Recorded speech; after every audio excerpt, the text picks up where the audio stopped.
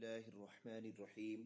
اللہ کے رسول دانائے غیوب صلی اللہ علیہ وسلم ارشاد فرماتے ہیں، حدیث مبارکہ ہے، لئن سألنی لأعطینہ، یعنی میرا مقبول بندہ جب مجھ سے کچھ مانگے تو میں اسے ضرور عطا فرماتا ہوں۔ حدیث پاک ہے، اور بزرگوں کی دعاؤں سے تقدیریں بدل جاتی ہیں۔ اللہ والے کی جب نظر پڑتی ہے تو تقدیریں بدل جاتی ہیں۔ تھوڑی دیر کی گفتگو میں آپ سنیں گے 4 دعائیں ہیں۔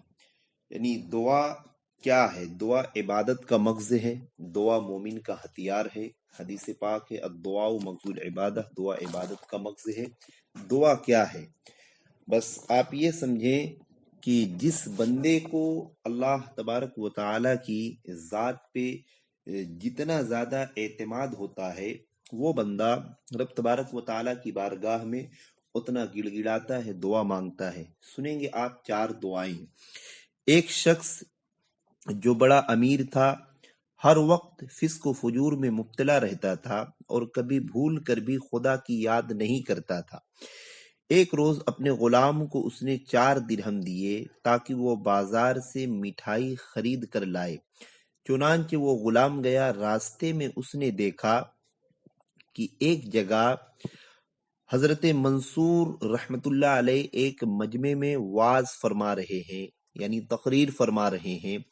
غلام نے سوچا تھوڑی دیر حضرت منصور کا وعظ ہی سن لوں، چنانچہ وہ اس مجلس میں حاضر ہو گیا۔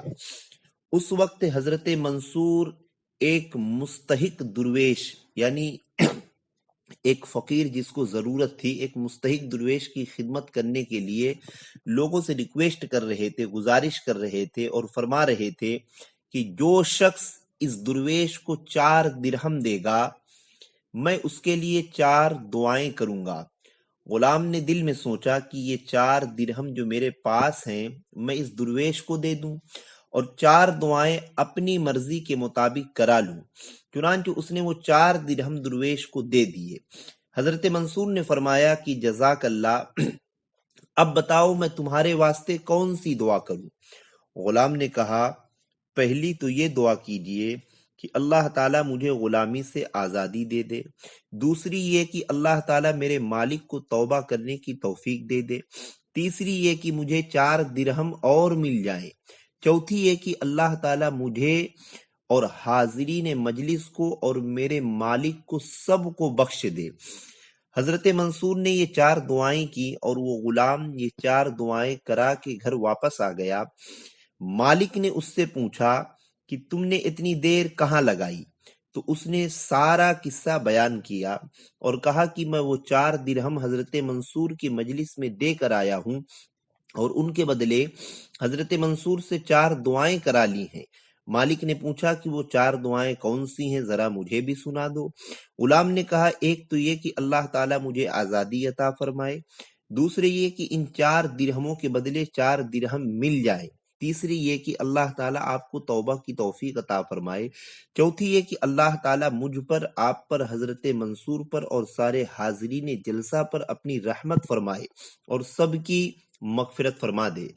مالک نے یہ سنا تو کہنے لگا، پہلی دعا تو قبول ہوئی، جا میں نے تجھے آزاد کیا، دوسری بھی قبول ہوئی، ان 4 درہموں کے بدلے میں تجھے 400 درہم دیتا ہوں، تیسری بھی قبول ہوئی، سنو میں سچے دل سے توبہ کرتا ہوں، آئندہ کبھی خدا کی نافرمانی نہ کروں گا اور کسی گناہ کے قریب نہ پھٹکوں گا۔